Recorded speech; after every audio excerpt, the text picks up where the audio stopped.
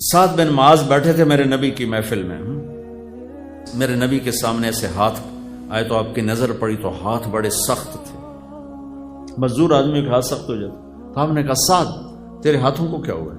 کہ یا رسول اللہ میں مزدور آدمی ہوں، اپنے اس میں کھیتی باڑی کرتا ہوں، تو وہ کسی چلا چلا میرے ہاتھ سخت ہو گئے، تو مجھے دیکھو۔ آپ نے ان کا ہاتھ پکڑا سب کے سامنے اور سب کو دکھا کیسے بوسہ لیا، اور پھر فرمایا بچوں کو حلال کھلاتے ہوئے جو ہاتھ ایسے ہو جائے گا اس پہ جہنم کی آگ حرام ہو جائے گی۔ ایک نوجوان کھڑا تھا تو صحابہ نے کہا یا رسول اللہ کیسا خوبصورت جوان ہے، کبھی اللہ کے راستے میں ہوتا، کبھی اللہ کے راستے میں ہوتا۔ تو آپ نے فرمایا تم نے اللہ کا راستہ بس ایک ہی سمجھ لیا ہے۔ آپ نے فرمایا اگر یہ اپنے بچوں کو حلال کھلانے کے لیے محنت کر رہا ہے تو یہ اللہ کے راستے میں ہے، اگر یہ بوڑھے والدین کی خدمت کر رہا ہے تو یہ اللہ کے راستے میں ہے، جس سوال سے بچنے کے لیے اپنا دنیا کما رہا ہے تو یہ اللہ کے راستے میں ہے۔ ہماری تو ہر چیز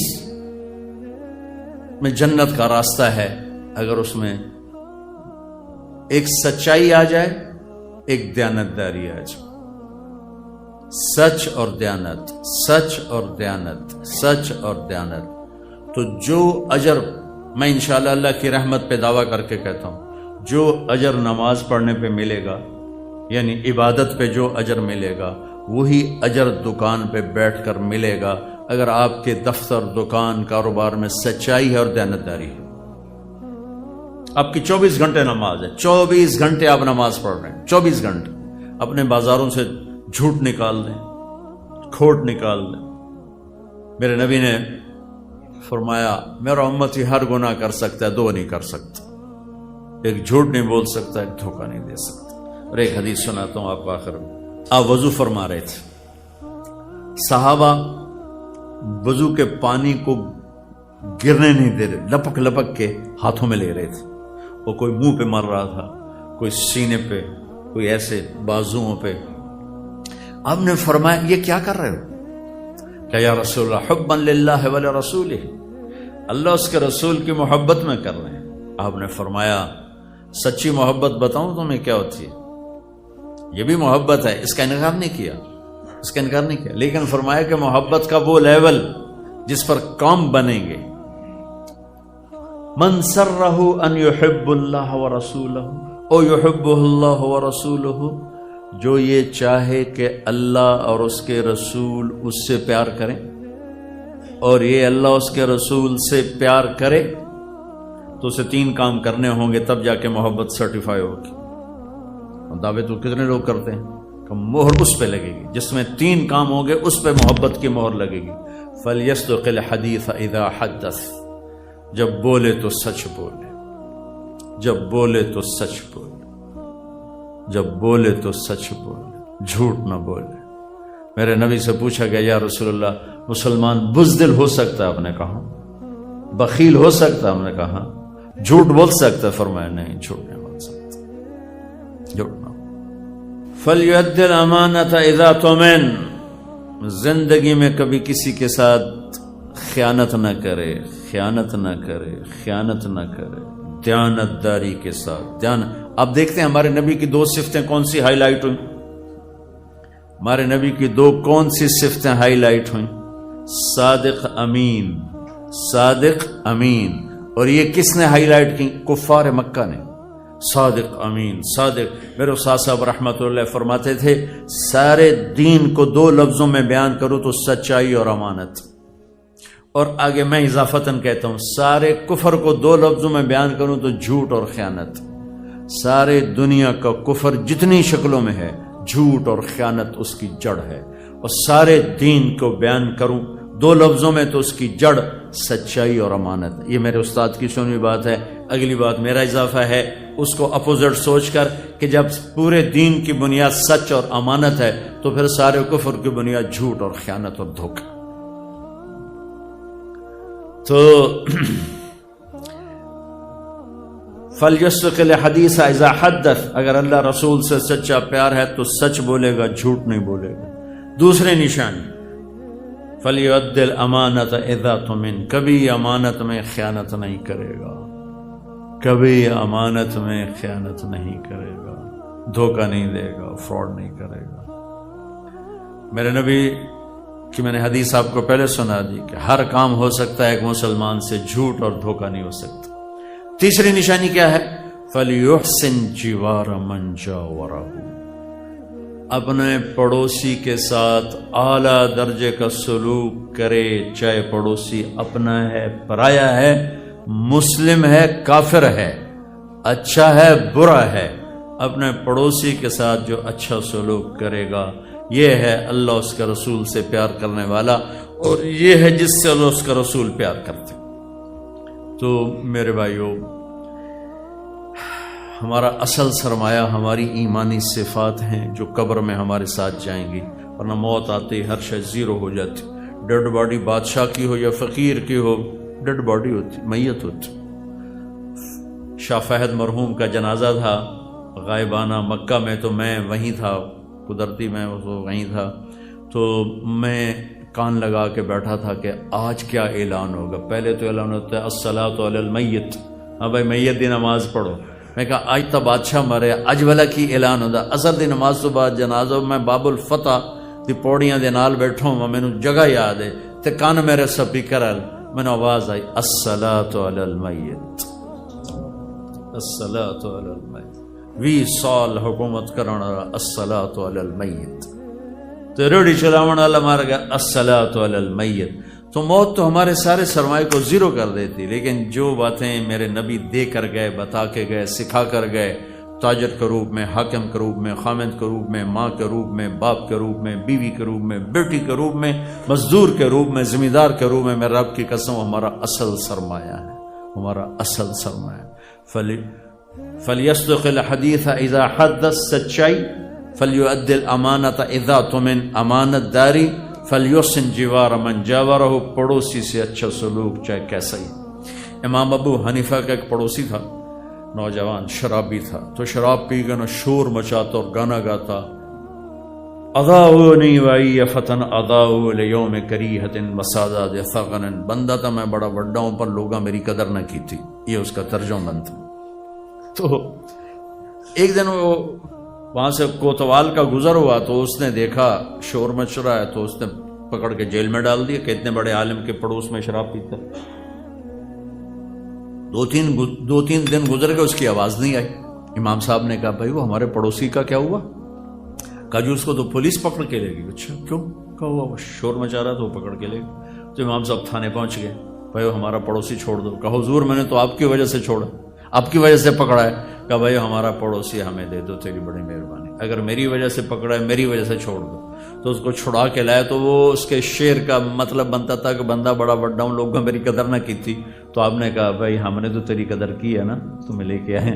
کہا جی آج کے بعد میری توبہ، میں کبھی شراب نہیں پیوں گا۔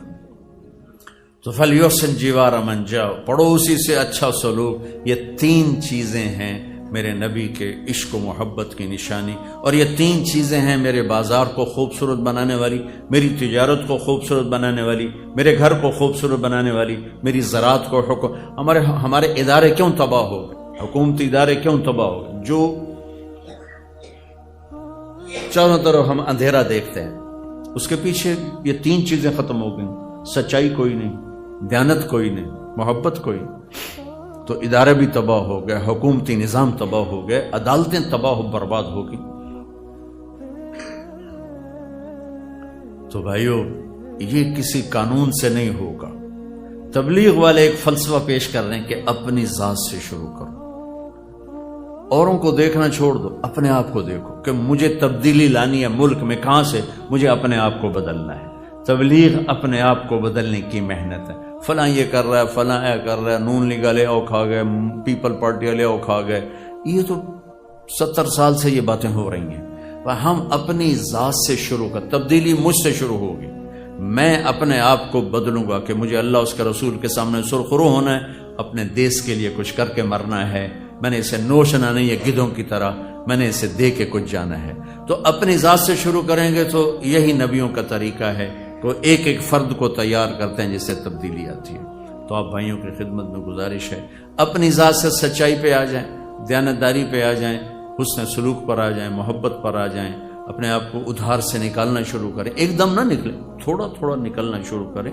معاملات ایک دم نہیں آدمی ٹھیک کر سکتا, آہستہ آہستہ ٹھیک کرنا چاہے تو وہ ہو جاتے ہیں, سارے ہو جاتے ہیں. تو انشاءاللہ آہستہ جب آپ لوگ ارادہ کرو گے تو ہر جگہ یہ چیز چلنا شروع ہو جائے گی. اور یہ تبلیغ اور سیکھنے کا ایک پلیٹ فارم ہے. اگر آپ سارے تاجر حضرات ہر مہینے 3 دن جایا کرو, آپ کو انشاءاللہ اس سے بہت فائدہ ہوگا. یہ ایک ٹریننگ کورس ہے, بہت فائدہ ہوگا. کرنے والے دیکھو, جس کام کو کرنے والے انسان ہوگا نا, اس میں آپ ہزاروں عیب نکال سکتے ہو, اور اگر صحیح آنکھ سے دیکھو تو ہزاروں خوبیاں نکال سکتے ہو. چونکہ وہ انسان ہی نہیں جس میں نیگیٹو پہلو نہ ہو, وہ تو فرشتہ ہو جاتا. اور انسان کا خطا سے پاک ہونا یہ ناممکن ہے. اس لیے اللہ نے توبہ کے لیے دروازہ کھلا رکھا اور توبہ کا عدد ختم کر دیا, توبہ کی عمر ختم کر دی. جب توبہ کرو گے, جس عمر میں کرو گے, جتنی دفعہ توڑ کے کرو گے, ہر دفعہ قبول کرو گے.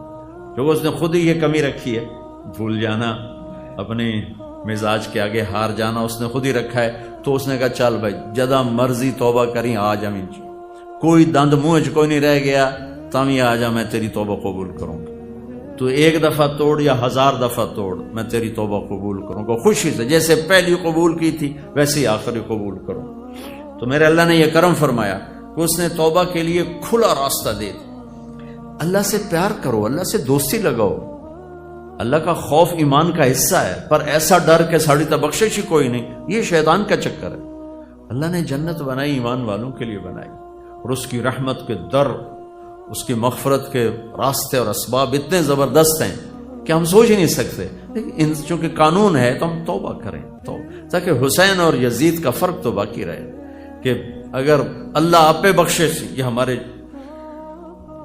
دیہاتوں میں او جی اللہ آپ پہ بخشے سے, اللہ آپ پہ بخشے سے, میرا دیہاتی ماحول, میں گل کروں میں تھا گا, او میاں صاحب اللہ آپ پہ بخشے سے, مطلب میں کچھ نہیں کرنا, اللہ اب پہ بشکے سے. اور یہی ہمارے پڑھے لکھوں میں بھی آ گیا ہو, جو اللہ بڑا غفور رحیم ہے, میں ڈرایا نہ کرو. میں کب ڈراتا ہوں؟ میں تو سب سے زیادہ امیدیں دلاتا ہوں, لیکن میں شمر اور حسین کا فرق بھی رکھنا چاہتا ہوں کہ آل رسول کا خون اتنا سستا نہیں ہے کہ یوں بہہ جائے. اور اللہ آپ پہ بشکے سے, انہوں نے خون کے نذرانے دے کر بچوں کو نیزوں پہ چڑھا کے ایک تاریخ لکھی ہے, ایک صحرا باندھا ہے, ایک چمن آباد کیا ہے. میں اسے اپنے جھوٹ, سود, شراب, زنا, ہر چیز سے گندا کر کے کہوں اللہ آپ پہ بشکے سی, تو یہ بھی توہین ہے میرے رب کے قانون کی اور میرے نبی کے حسین نواسے کی کہ وہ اپنی نسل کٹا دے اور میں کہوں اللہ آپ پہ بشکے سی. تو بھائیو گزارش ہے اس کے لیے آپ ایک تو آپس میں پیار محبت سے رہنا سیکھو. کوئی آپس میں لڑے بولے ہو تو صلح کرو, صلح صفائی سے رہو. اپنے معاملات کو پیار محبت سے طے کرو. دینے اور لینے میں ایک حدیث سنا دیتا ہوں, ابھی یاد آ گئی, جو سکندر صاحب کو دیکھ کے یاد آ گئی. ایک شخص پکڑا جائے گا قیامت کے دن, تو فرشتے پیش کریں گے, یا اللہ اس کے کھاتے میں کوئی نیکی کوئی نہیں. تو اللہ تعالیٰ فرمائیں گے کیوں میرا بندہ کوئی نیکی ہے؟ کہے گا جی کوئی نہیں. ویلا خالی. تو اللہ تعالیٰ تو کریم ہے, کہیں کوئی یاد تک کر, کوئی یاد تک کر.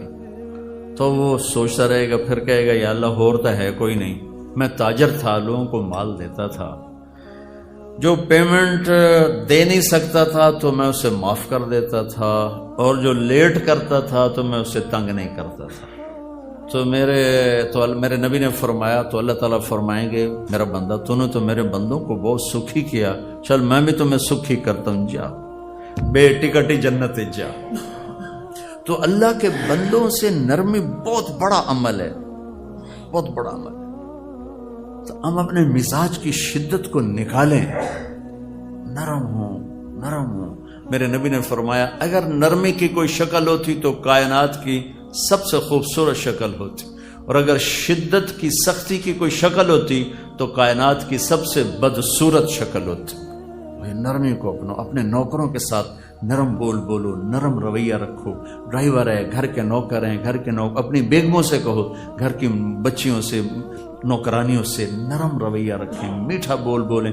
ہمارے جیسے انسان اللہ یوں کر کے وہاں ہمیں کھڑا کر دیتا, انہیں ادھر کھڑا کر دیتا, تو کیوں دیر لگتی, اینج لگتا ہے, ایک سیکنڈ.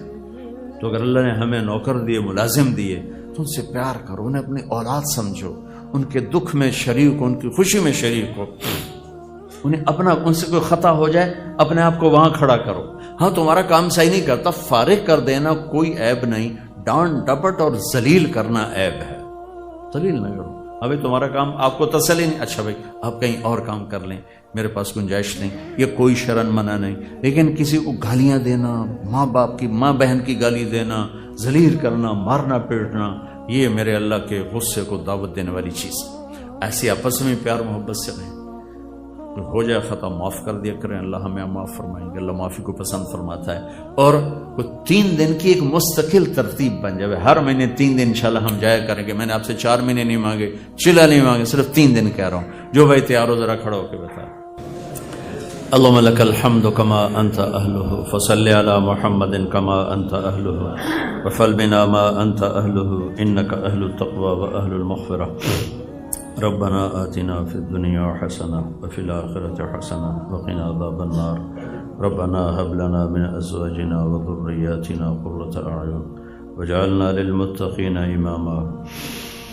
یا اللہ ہماری تجارت میں سچائی کو زندہ فرما دے، جھوٹ کو نکال دے، ہمارے لین دین کاروبار میں دیانتداری کو زندہ فرما دے، دھوکے کو نکال دے، فراڈ کو نکال دے، فریب کو نکال دے، ظلم کو نکال دے، ہیرا پھیری کو نکال دے، ہمارے بازاروں سے، ہماری کمائیوں سے، ہمارے کاروبار سے یا اللہ ظلم و ستم کو نکال دے، ظلم و ستم کو نکال دے، رزق حرام کو نکال دے، سود کو نکال دے۔